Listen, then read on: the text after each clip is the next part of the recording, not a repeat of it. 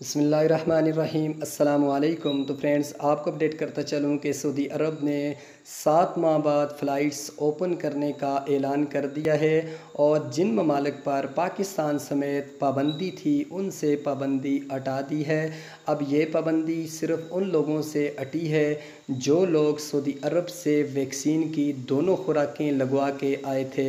अगर आपने सऊदी अरब के अंदर एक खुराक ली थी और एक खुराक आपने अगर पाकिस्तान के अंदर ली है, फिर भी आप अभी सऊदी अरब नहीं जा सकते।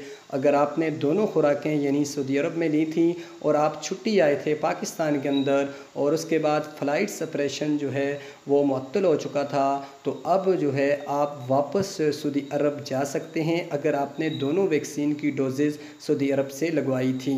तो फ्रेंड्स, अब ये भी उम्मीद की जाती है कि इंशाअल्लाह अज़ीज़ बाकी जो लोग जिन्होंने पाकिस्तान के अंदर वैक्सीन ली है यानी खुद दोनों खुराकें पाकिस्तान के अंदर ली हैं, उनके लिए भी जल्द फ़्लाइट्स ओपन हो जाएंगी। अगर वीडियो अच्छी लगी है चैनल को सब्सक्राइब करके वीडियो को लाइक कर